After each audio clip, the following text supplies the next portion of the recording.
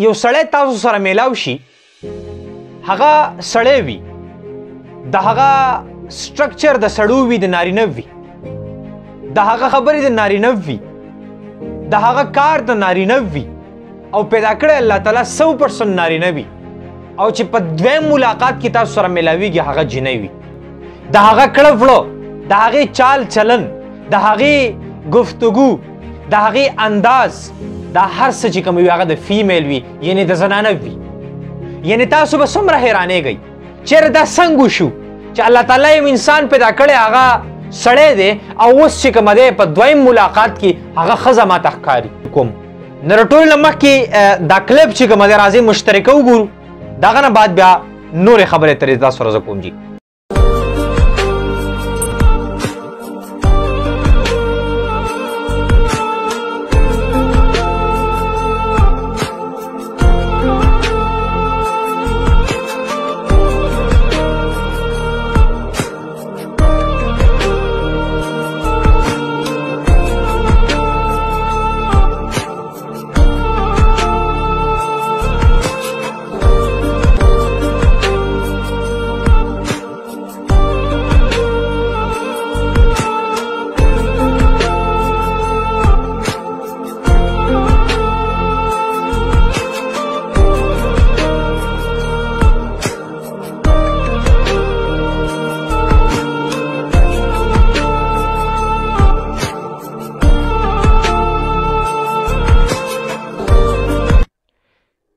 ویډیو تاسو کمپلیټ وکړه په دې ویډیو کې دغه کم ځوان چې تاسو وینئ ښایسته ځوان دی بهترین تخلیق الله تعالی د هغه کړی دی د هغه فیس ګورئ د هغه سټرکچر ګورئ نو تاسو ته به ښکاري چې یاره څومره ښایسته ځوان دی او بیا یو شو ده په هغه کې دا ځوان راغواړي او د هغه پلار هم پازي کې ناست دی خو پلار ته دا پته نشته چې زما زوی را روان پلار یې خیال کوي چې دا خو جینۍ راووتله او جینۍ را روانه ده خو چې کله پلار پوه شو چې دا زما زوی دی نو د هغه د سترګو حال تاسو وینئ د هغه پلار څومره افسوس کوي چې زما خو زوی و نارینه و میل و او څنګه فیمیل دی زه څه وینم زه خواب وینم دا ډېر عجیبه او حیرانکن خبره وي ملګرو خو دې ځای کې تاسو زه میسج در کول غواړم خو دغه میسج نه مخکې یو څو خبرې په دې سیکس ری اسایمنټ سرجري باندې کول غواړم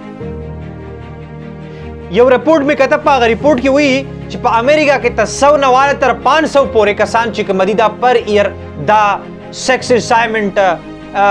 سرجري کوي په دې سرجري کې څه وي یعنی د زنانه نه سړی جوړول دا ډېر مشکل وي په نسبت باندې د سړي نه زنانه جوړول کله چې او د چې کومه دی یعنی خپل ځان د میل نه فیمیل ته کنورټ کړی دی نو په دې کې څه پروسس کېږي په هغه باندې میډیکل ډاکټرز ښه پوهېږي او میډیکل ریسرچرز پې ښه پوهېږي که نه جي خو سمپلی به زه دا تاسو ته ووایم چې کوم اندام مخصوصه دی هغه ترې کټ کوي او د هغه په ځای باندې چې کوم دی هغه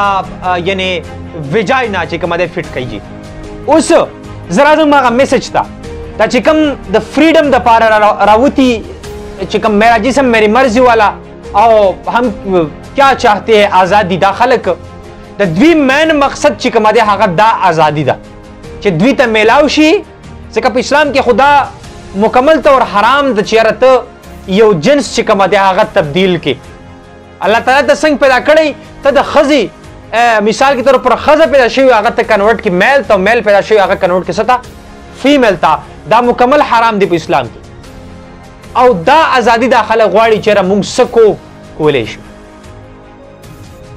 مونږه که د جینکو رویه اختیارو کولی شو که د جړاګانو رویه اختیارو کولی شو که د هلکانو دا کو هلکانو دا شو کولی په مونږ باندې هېڅ پابندي نشته د دې مطلب دا دی د دې نه د دې خلکو فریډم مراد دی د چې کوم میرا جسم میری مرضی والا خبرې کوي او دا د ازادۍ اخرنی پیک دی ازادي ده چې سم کول څه کول غواړي نو ملګرو کو ویډیو مخه شوي مخکې سره شیر کړئ ډېره مننه